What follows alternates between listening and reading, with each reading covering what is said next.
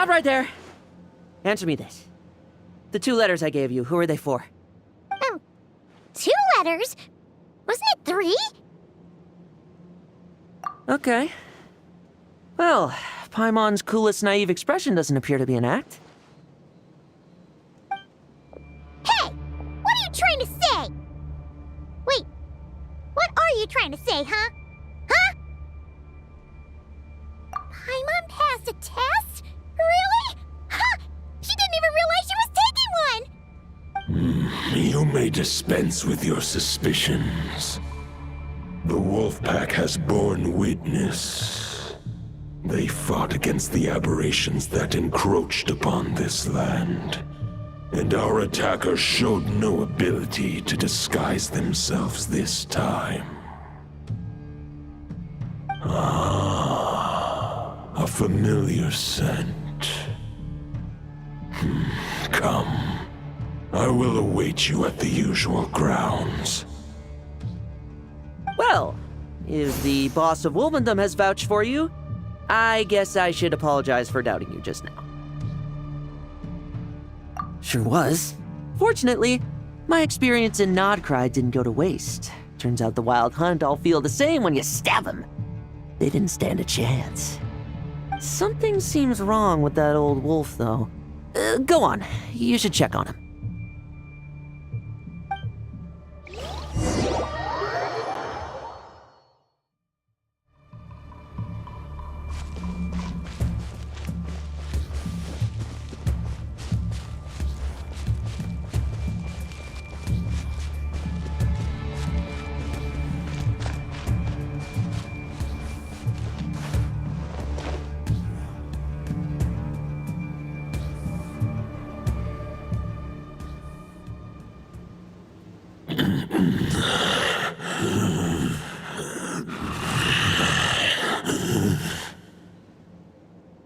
Lupus Boreas, not injured.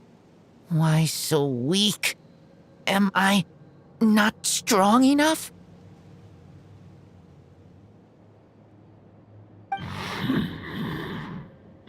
You are not to blame. With your Iron Claw, you successfully blocked their attacks.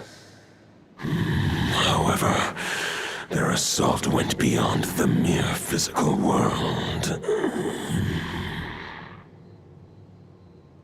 They followed my trail from the distant north across the ley lines. They sought to corrupt the territory I protect. But I shall not let them succeed without a fight. We meet again, human Lupical. So, are you saying that the Wild Hunt we just got attacked by came all the way from Nodcry to Mondstadt? How is that even possible? As you know, I stand before you as an incomplete being. I am but one remnant of the god Andreas' soul.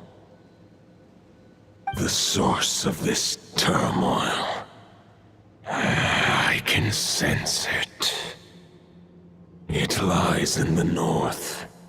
It is the part of me that remains in Nodcry, from whence I came. Huh? Now Paimon's even more confused. How can you be in 2 places at once?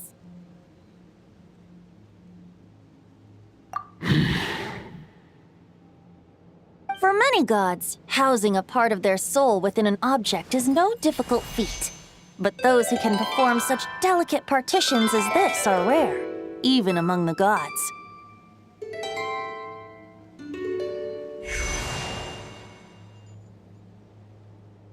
The Wolf King, Andreas, was particularly adept in this art.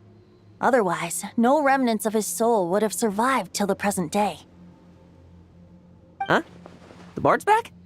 Toadif Bard? What are you doing here? Maybe the god of Animo guided me here. For it appears that someone is in need of a tale from the distant past.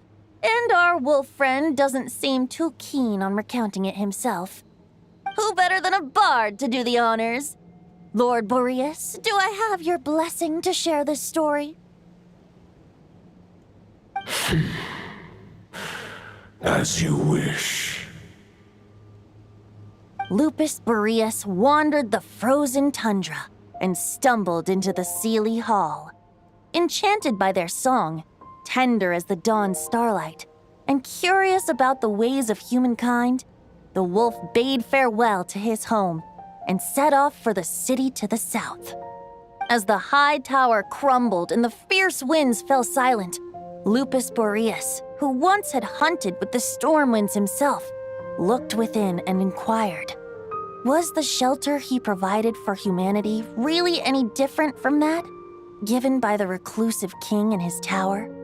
The wolf entrusted those under his protection to a new god and quietly returned to the frozen north.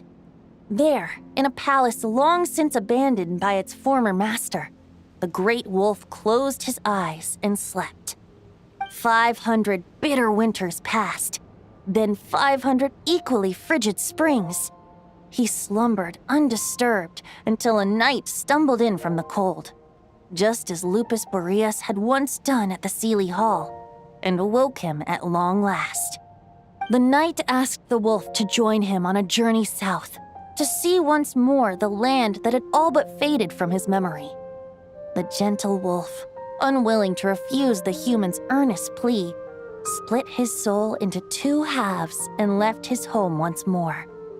Seeing how the ice and snow had given way to verdant plains, hearing the laughter and song that now filled the once somber city, the aging Lupus Boreas turned to his friend, the god of Animo, and remarked,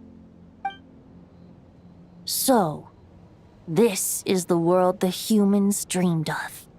Though the night's journey was not yet over, the wolf chose to bid farewell to his companion here. He had written the end to his story. What knowledge he had been gifted flowed into the land. Everything he was, he gave unto the world. Well, that's how a bard would tell the tale. Lord Boreas, is there anything you'd like to add? There is no need for you to ask that question. So that's what happened. You returned to Mondstadt with that knight 1,000 years ago, and then, for the sake of the new Mondstadt, you... You need not feel remorse on my account. That was my answer, my decision. If anyone should feel regret, it is the part of me who remained in Notcry. I fear Andreas has not found peace in his heart even to this day.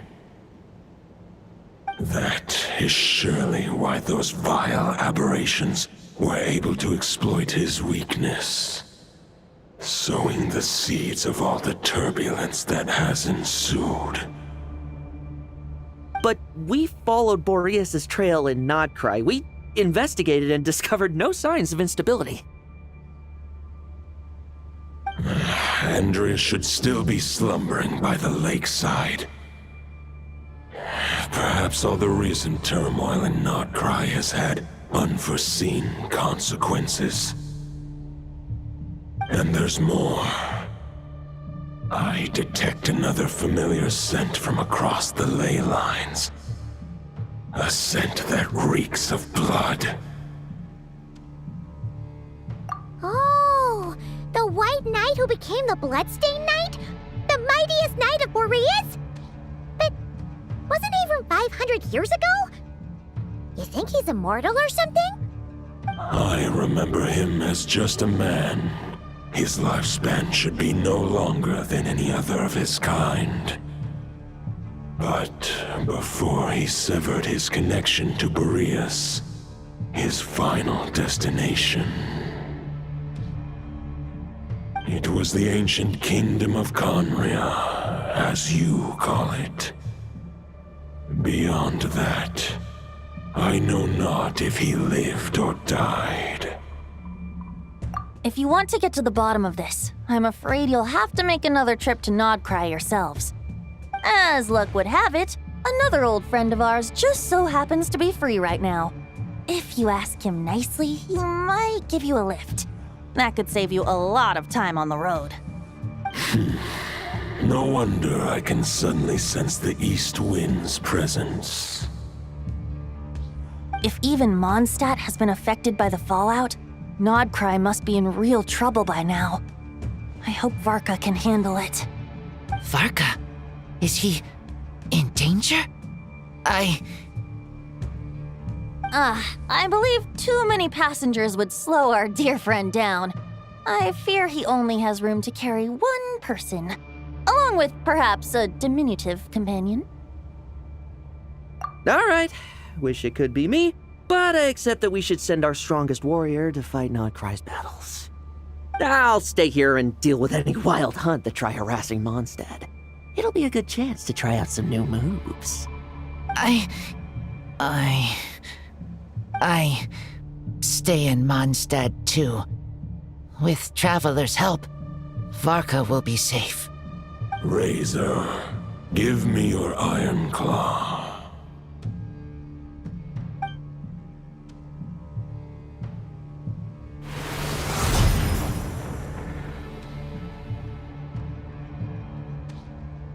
Golden-haired traveler, give this token to the current Knight of Boreas.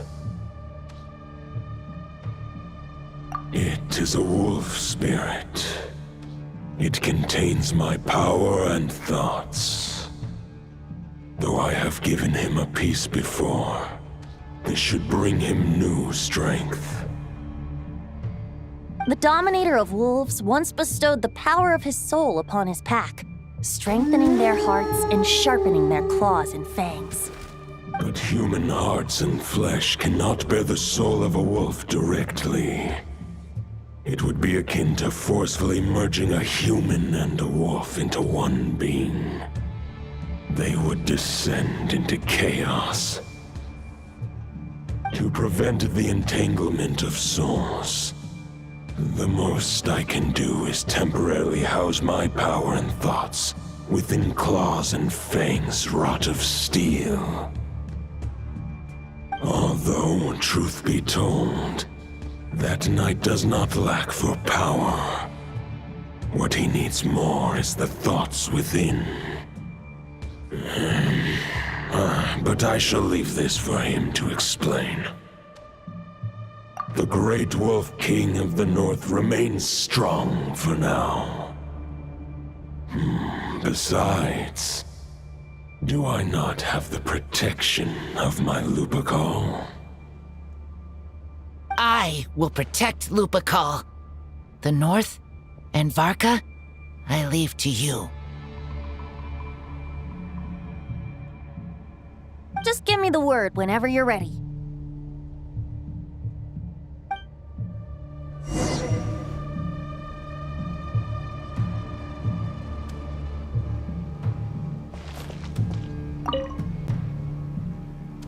Any questions before you set off? Better ask now. You'll probably have to hit the ground running when you get to Nodcry. The root of this turmoil lies with the remnant soul that Andreas, Dominator of Wolves and God of the North Wind, left in Nodcry. He once left Nodcry and braved the blizzards to confront the God of Storms and claim the right to rule. Yet even as the tower fell, he chose to abandon his claim. Instead, he returned to the north and slumbered for 1,000 years before finally journeying back, under the name of Boreas, with the first Knight of Boreas to witness the new face of Mondstadt. When the wolf spirit could no longer maintain his physical form, Boreas chose to pour his power into the ley lines. With that, he became the North Wind of Mondstadt, as he is still known to this day. Any questions before you set off? Better 500 years ago, Roland seemed destined to become the mightiest Knight of Boreas ever to have lived. But he was too pure of heart. He believed firmly in his own ideals of chivalry, vowing to eliminate all injustice from the world. But the world had never been perfect and pure, nor would it ever be. Neither his mentor, the wolf pup Rostam, nor the Grand Master, known as the Lion of Light, could persuade him to temper his obsession. But what was the scent that reeks of blood that Lupus Boreas sensed? And what is its connection to Conria and the Abyss? Perhaps you will uncover the truth in Nodcry. Any questions before you set off? Bet the soul of a wolf is as unyielding as ice, and Andreas is a master of molding and shaping it. His people once drew great strength and wisdom from the wolf spirit. But human hearts and flesh cannot contain the soul of a god. Attempting to place the wolf spirit in a human vessel would slowly devour their sense of self, even if Lupus Boreas did not intend for that to happen. That's why Lupus Boreas developed the technique of imbuing weapons with his soul. It is his way of blessing his human Lupical with the wolf spirit's protection. In fact, there is an ancient song that tells this tale. A weapon once of common iron, now through friendship turned divine. Twixt man and wolf a bond was made, a power born within the blade. As much as he might claim not to accept humans, his actions sing a different tune. Oh, but keep that little observation between us, will you? Any questions before you set off? Better ask. All right. Over to you, Dvalin.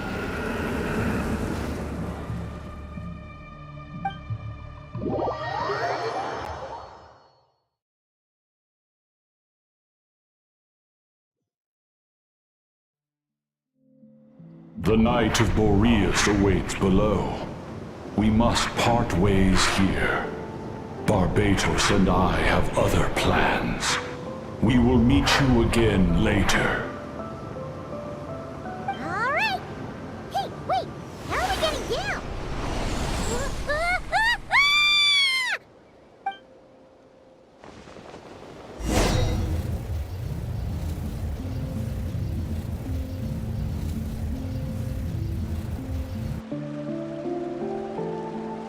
Hold the line! The enemy's on the brink of collapse! Grand Master! It's...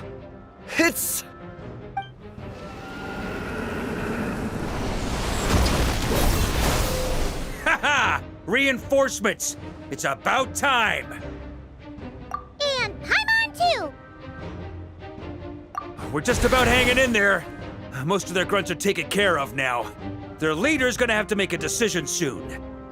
Fight or flight? What will it be, mightiest Knight of Boreas?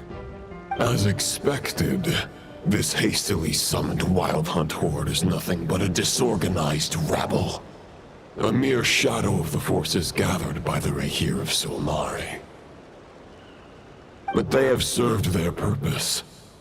I now understand your tactics, and you, in turn, understand mine. This is fair. This is the way of chivalry.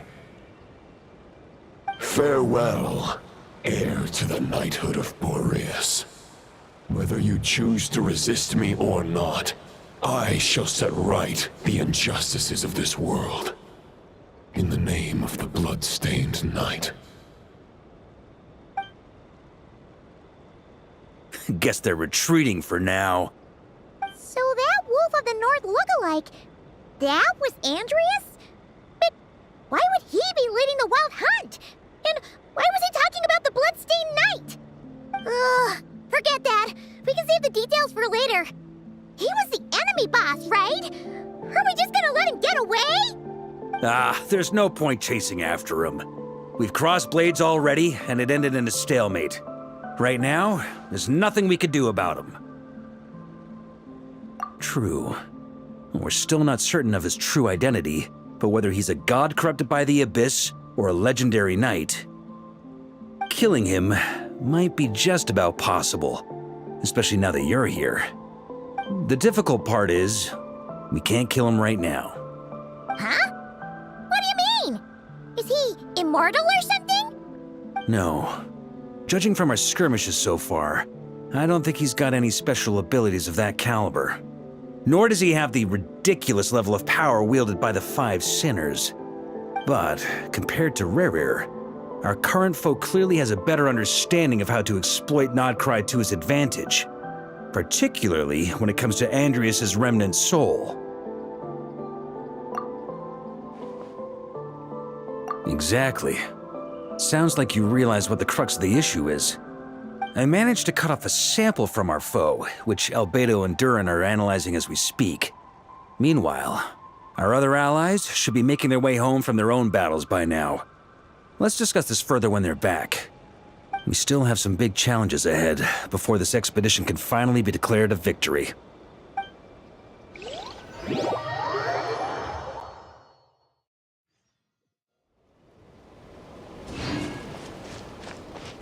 The meeting's probably gonna be in the biggest tent, right?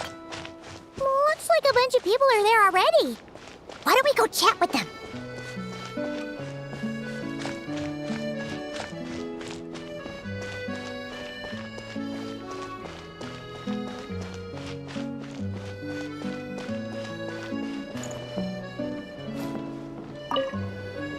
Hey, Honorary Knight. Looks like pretty much everyone's here. Albedo and Durin are just wrapping up their analysis. You want to wait for them here? Great. While we're waiting, could you update me on the situation in Mondstadt?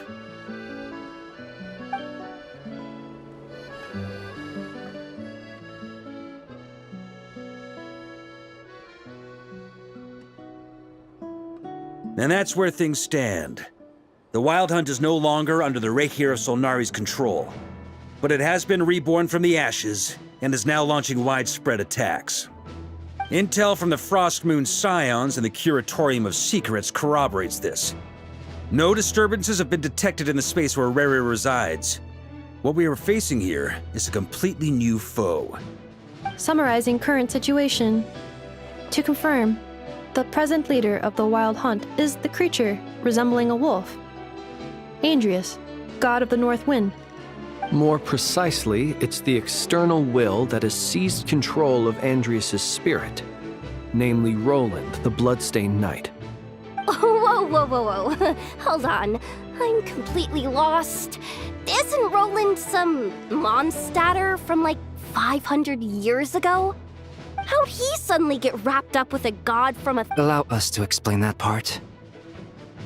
Are you familiar with compensation mechanisms? When an organism sustains damage, relevant tissues will undergo changes to offset the loss of function. For example, when one kidney is damaged, the other will be strengthened to compensate. Or, when a main artery is blocked, the collateral vessels become more active. Similarly, when the Wild Hunt lost their leader, the Abyss harnessed the memories that flow throughout the ley lines to fashion a new one, fit for the present circumstances. That new leader is a mirror image of Roland, the Bloodstained Knight. Right. No matter how strong the compensation is, it will never quite match the functionality of the original organ. The Roland replica can't possibly imitate Rere's overwhelming power, nor his ability to disguise himself as others. So, the Abyss made use of the connection between Roland and Boreas to compensate for this lack of power. The replica corrupted and took control of Andrius as he slumbered by the bank of Amsvartnir, ultimately manifesting as the giant beast that you all witnessed. However, exactly why the Abyss chose Roland to mimic, and indeed how it was able to do so, remains unclear. I guess he must have gotten caught up with the Abyss or Nodcry somehow during his wanderings through Tevat. But we can keep those questions on the back burner. Okay, Paimon gets all that, but what did you mean when you said we can't kill him right now? We can't kill him right now because a dead god may prove more dangerous than a living one.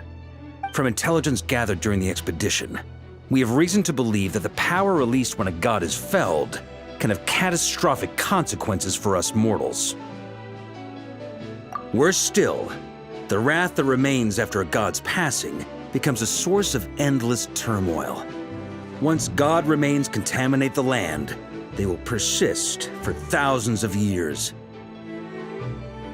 This land has already been ravaged by the Wild Hunt. If we add god remains to the mix, it'd be like adding salt to an open wound, placing everyone who lives here in perilous danger. Query. While I can indeed find records of disasters caused by god remains in my database, there also appear to be cases of gods dying naturally with no ill effects. In that land, The passing of the Pyro-Archon's flame is a common occurrence throughout history, and even the part of Andreas who remains in Mondstadt has experienced death once before, has he not? Great question. Glad you asked. Honorary Knight, you said Lupus Boreas gave you a token to pass on to me? Please, present it now. It should help explain things faster.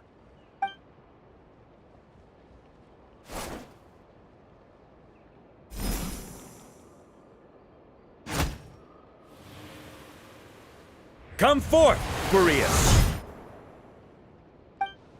This form has come to the end of its time. I'm afraid I can accompany you no further on your journey. My soul will fall into silence, and my power will flow into the ley lines of this land. Perhaps this is all that a wolf can hope to do for humankind. Do not grieve for me, for this is the end I have chosen. Instead, remember that one day, your wandering too must come to an end. Where and when shall that be? A final wish before I slumber.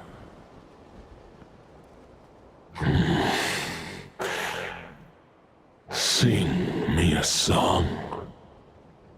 That melody you so often hummed in the taverns.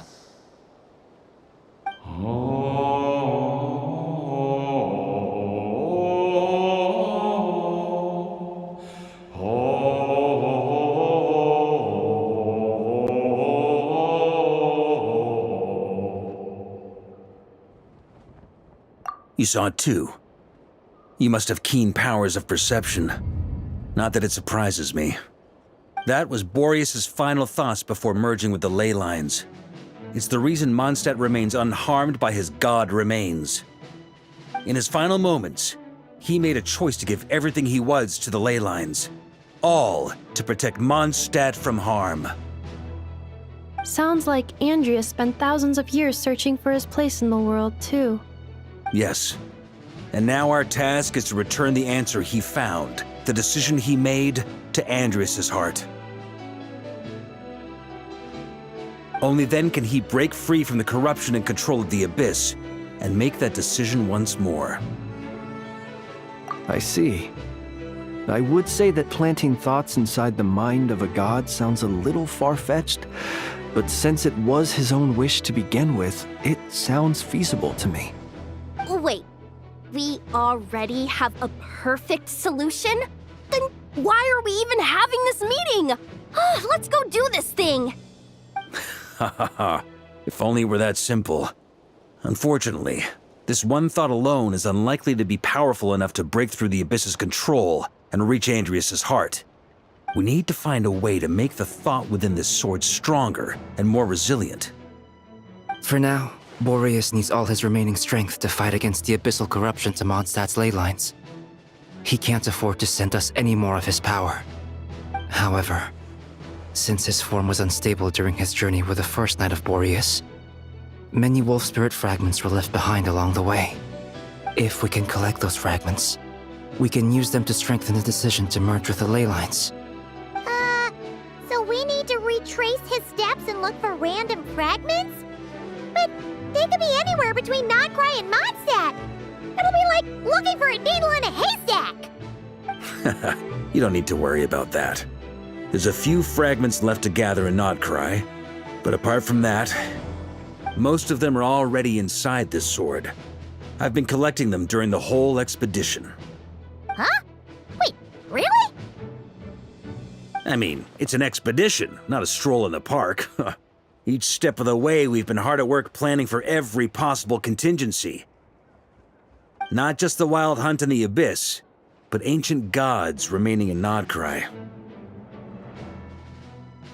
Sounds like this plan was a long time in the making. It's almost as if you foresaw the future. As a matter of fact, I did. I caught a glimpse of fate's reflection. But I can't take credit for it. It was all thanks to the help of a few friends. Still, all I foresaw was that an abyssal calamity was brewing in the north. Had I known more, we could have saved a lot of energy. Instead, we've had to make best guesses, prepare for every possible scenario. If all that preparation went to waste, all the better for it. But anything that proved useful, we knew we'd be grateful for down the line. Sure is. Just one crucial step remains.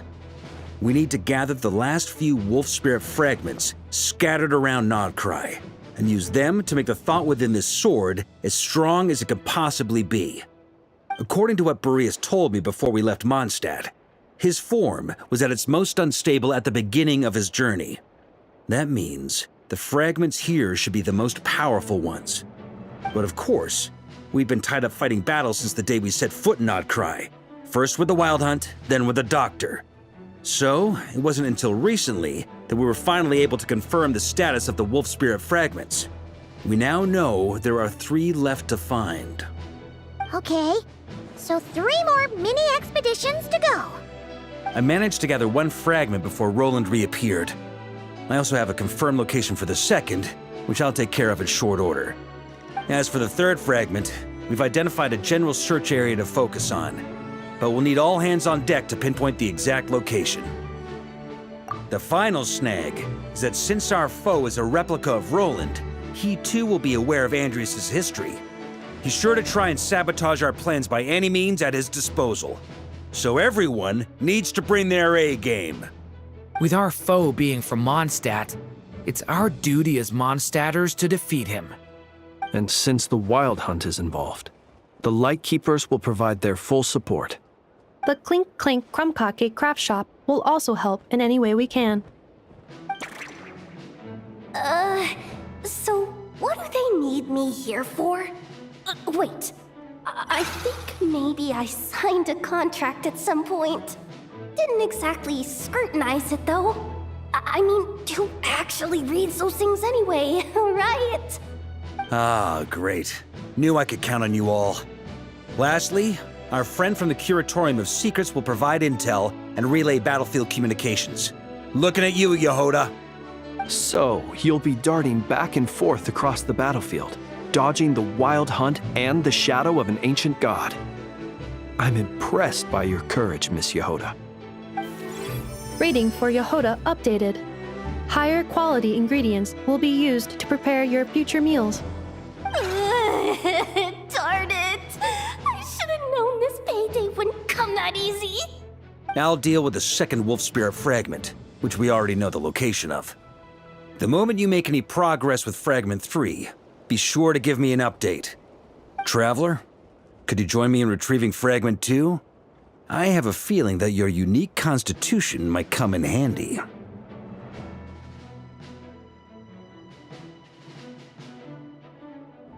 All right, time is of the essence. Let's move out, people. Dismissed!